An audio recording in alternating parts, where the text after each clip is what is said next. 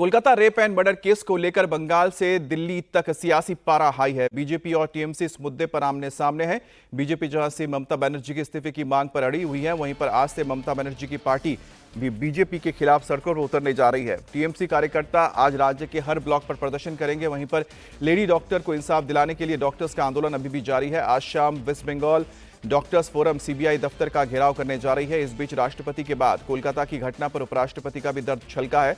वहीं सीएम ममता बनर्जी ने 8 दिन में दूसरी बार पीएम मोदी को चिट्ठी लिखकर मामले में एक अलग ही रंग देने की कोशिश की है। तो आज भी बीजेपी के नेता 1 बजे से धर्मतला में प्रोटेस्ट करेंगे। इसके अलावा टीएमसी की ओर से आज हर एक ब्लॉक पर प्रदर्शन किया जाएगा। इसके अलावा वेस्ट बंगाल डॉक्टर्स फोरम की ओर से भी आज सीबीआई दफ्तर का घेराव किया जाएगा। सीजीओ कॉम्प्लेक्स में आज प्रदर्शन किया जाएगा।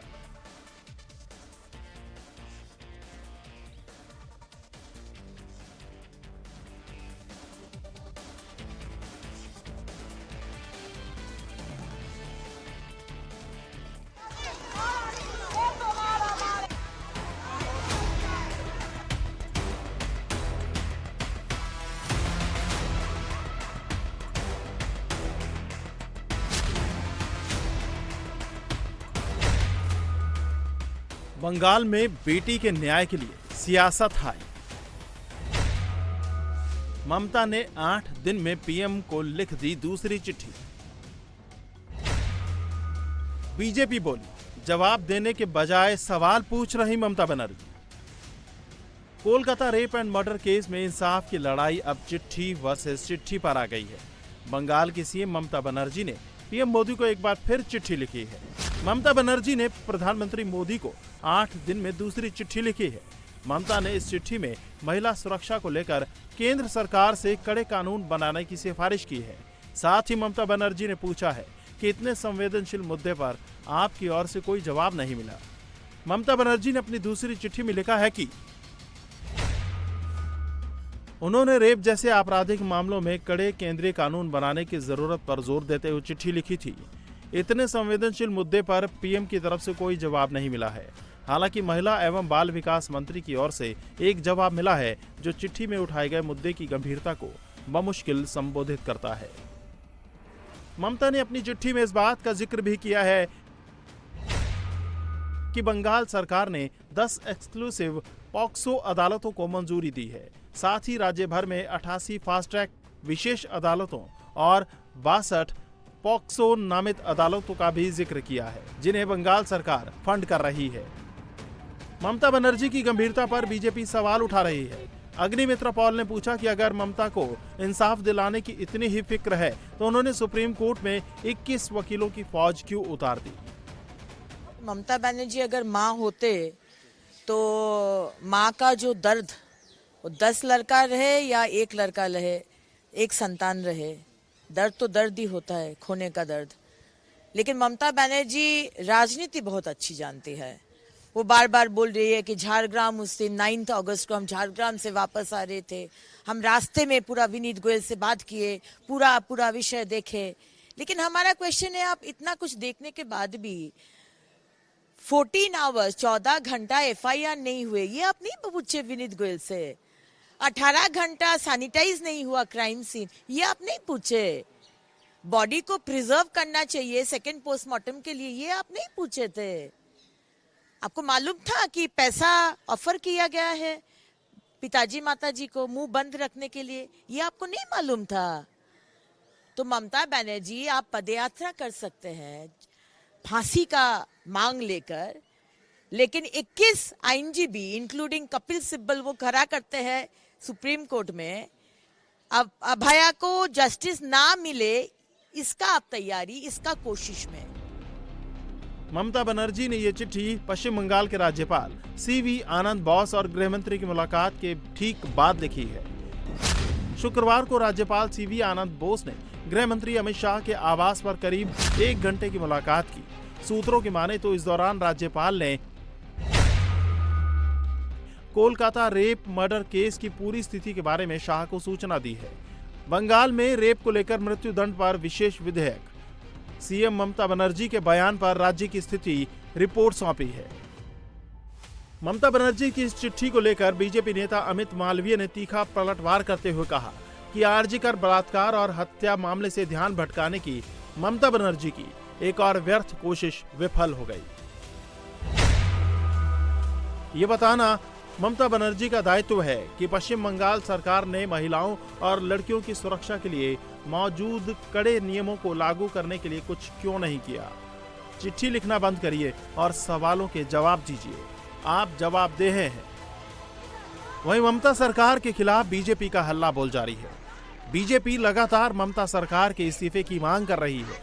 शुक्रवार को बीजेपी के महिला विधायक अग्निमित्रा पॉल, पूर्व सांसद लॉकेट चटर्जी की अगुवाई में महिला मोर्चा ने श्याम बाजार में बीजेपी दफ्तर से राज्य महिला आयोग तक मार्च निकाला। इस दौरान कई जगह प्रदर्शनकारियों को पुलिस ने रोकने की कोशिश की, लेकिन प्रोटेस्टर्स राज्य महिला आयोग के ऑफिस तक पहुंचने में कामयाब हो गए और वहां पर ताला लगा दिया।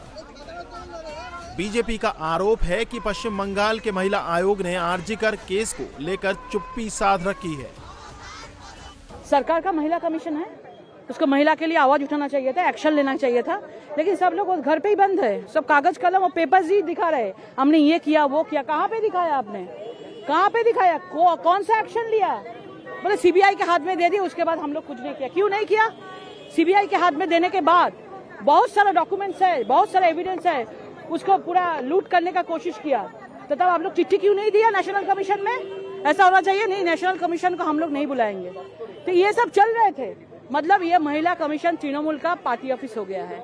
एक्चुअली ये सरकार नहीं है, ये सरकार नहीं है, ये तृणमूल पार्टी है। ये लोग चाहती नहीं है। हम लोग बोला अगर महिला कमीशन में हम लोग ताला लगा के गया, प्रतीकी ताला लगा के गया, अब लोग यूपी के लिए चिल्लाएंगे, मणिपुर के लिए चिल्लाएंगे, राजस्थान के लिए चिल्लाएंगे, लेकिन अब लोग पश्चिम बंगाल में एक बेटी का ऐसा मौत हो गया है, उसके लिए आप चुपचाप रहेंगे, तो आपको चुपचाप ही रहना है। महिला कमीशन डीएक्टिव, पूरा एकदम डेड महिला कमीशन है। बंगाल में लेडी डॉक्टर के न्याय के मुद्दे पर जहां बीजेपी और टीएमसी आमने सामने हैं, ममता बनर्जी की पार्टी आज से बीजेपी के खिलाफ सड़कों पर उतरने जा रही है। पार्टी के नेता सभी ब्लॉक में धरना देंगे।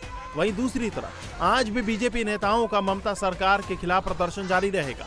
आज दोपहर 1 बजे धर्मतल्ला इलाके में बीजेपी नेता प्रदर्शन करेंगे।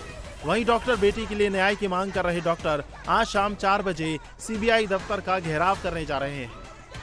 इस बीच पीड़िता की मां ने ममता बनर्जी पर संवेदनहीन होने का आरोप लगाया है। ममता बनर्जी ने जो कहा वो मुझे पसंद नहीं आया। पूरी दुनिया मेरी बेटी के साथ खड़ी है। लोग विरोध कर रहे हैं, इंसाफ के लिए आंदोलन कर रहे हैं और वो कहती हैं कि हमें न्याय नहीं चाहिए। मैं प्रोटेस्ट करने वालों से कहना चाहती हूँ कि इंसाफ मिलने तक आंदोलन जारी रखें। मुख्यमंत्री ने कहा कि परिवार को न्याय नहीं चाहिए। ममता का खुद कोई बेटा बेटी नहीं है, इसलिए वो बच्चे को खोने का दर्द नहीं समझ सकती।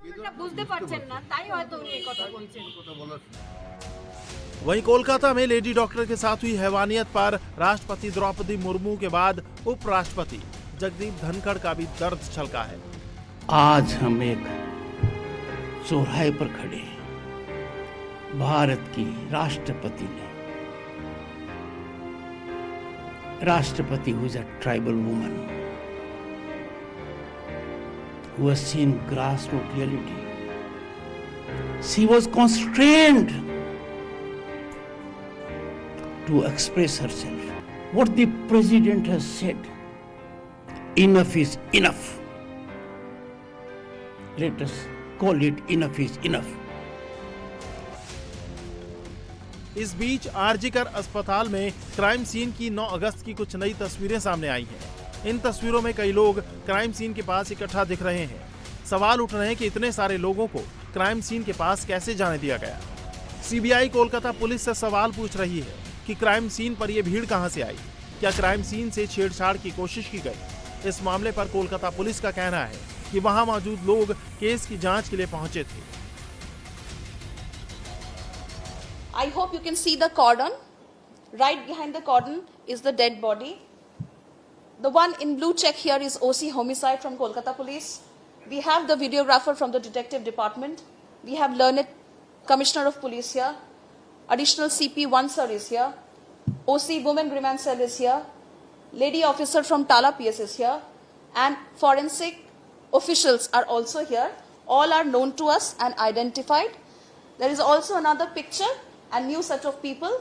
We have the witness doctor, whom you can see has a stethoscope and is leaving soon after the inquest.